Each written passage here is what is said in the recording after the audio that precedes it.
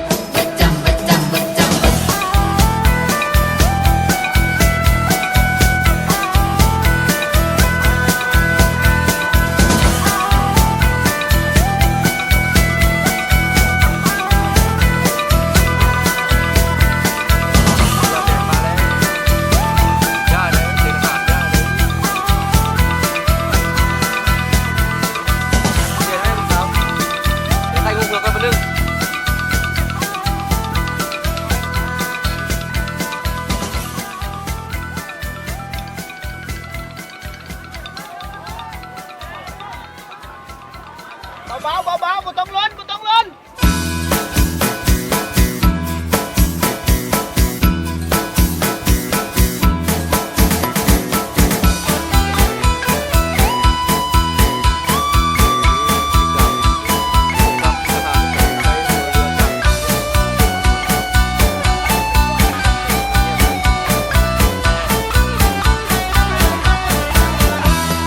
วัดทันสาร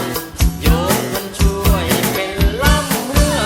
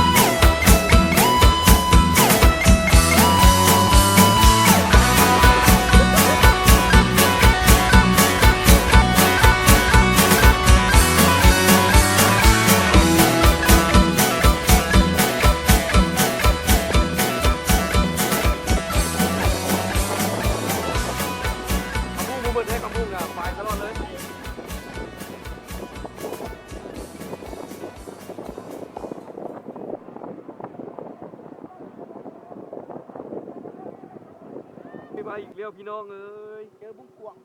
ก่อนใส่กับบุ้งกวางซะบ่ ปากเลี้ยง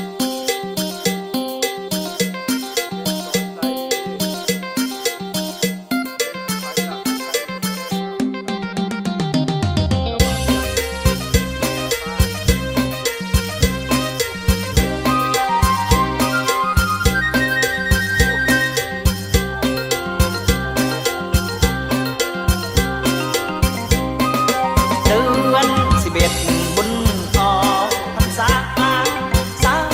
พุทธาไปวัดตักบาตรเป็นที่ของลาวพวกข้ามือตักบาตรมีบุญสวงเฮืองสนสาวเวียงบ่าวสาวน้อยหนุ่มเป็นก้อนกลุ่มเลาะเลียบเข้มข้นเสียงเพลงเสิงเสพเป็นคำน้องมวนสลองบุญสวงเพื่อวัดจันทร์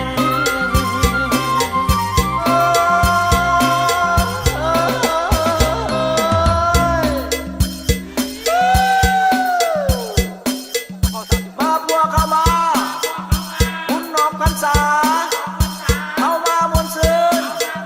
เข้ามามวลซืนเฮ้ยสาวเฮ้ย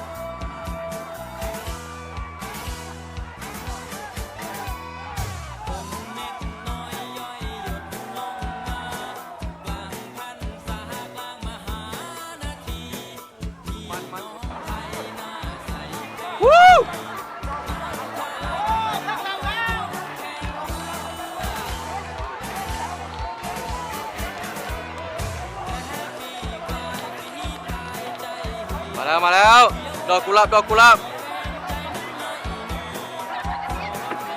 ขึ้นแล้ว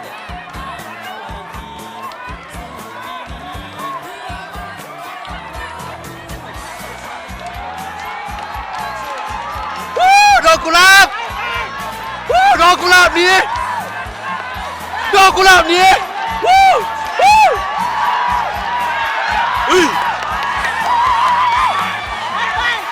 แนวนี้เลยลูกหนักไปเลย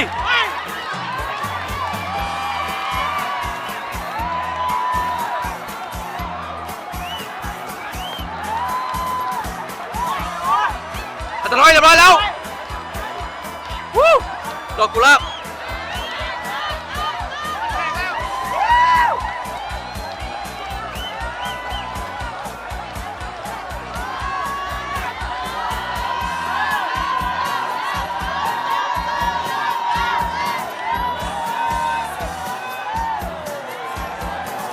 นี้เชือกเข้าซี่ไก่ชนะเข้าซี่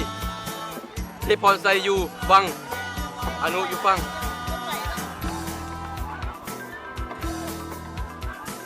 โอ้เสียของแง้มแล้วเสียเทพรไซแล้วเบอร์เขารีดแม่มุนอ่ะหนักให้หนักว่าไปเขาพายพูดก็ได้เป่าเลยไม่เลยบัดเห็น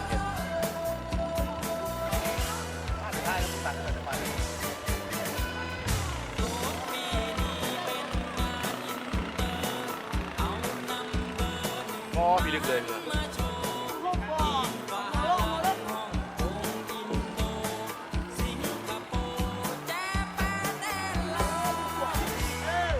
ขึ้นกระบุฐานแล้ว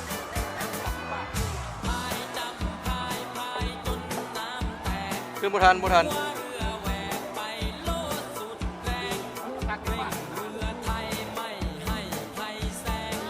สาวแล้วดิมาแล้วหมอกเลยเว้ยลองนี้ระวังเทพบุตรสีดำอยู่บังพบกับไก่ทองอยู่บังโอ้ตั้งเฮ็ดอันนั้นตั้งเฮ็ดเอาอันนั้นนะตั้งเฮ็ดแล้วอันนั้นนะเด้ตั้งเฮ็ดบอกเขามีคลิปอยู่ต้องยันไก่ทองที่รักเลยโอ้แม่เนาะน้ำเงียบเฮ็ดเสียซ้ำเพิ่นสุดหน้าเนี่ย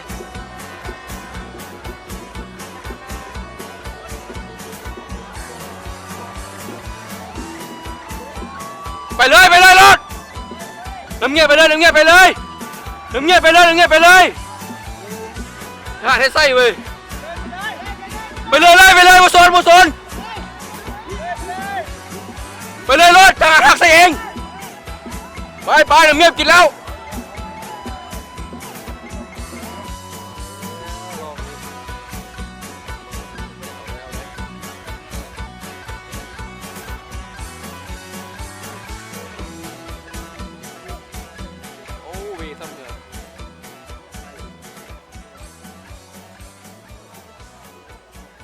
ว่าบุทันแล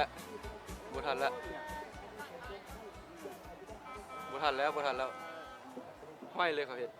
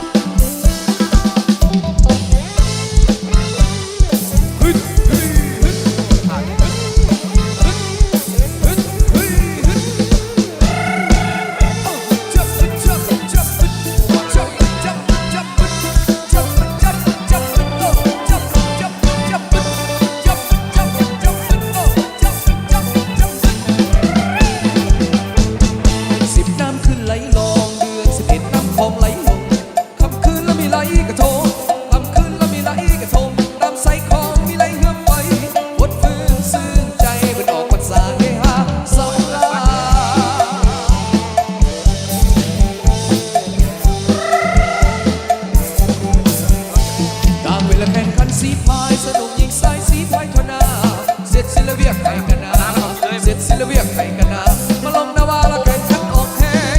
เยิบเข้าไปเอาสู่จุดหมายทุ่งใสสีแดงสีพาย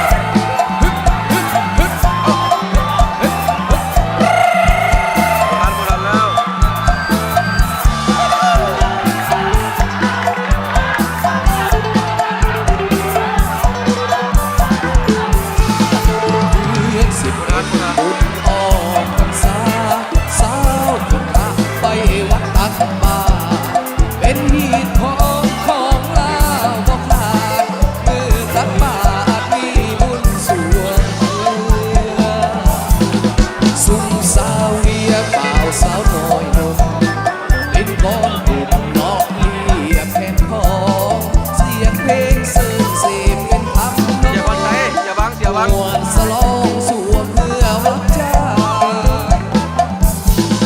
เพื่อสีไข่อีหงเมยาเพื่อทำมาสู่เสียงมา นี่ครับ เพื่อทิ้งโตสีพายแข็งแรงผู้แซงมึงแซงแข่งกันสู่ลักษ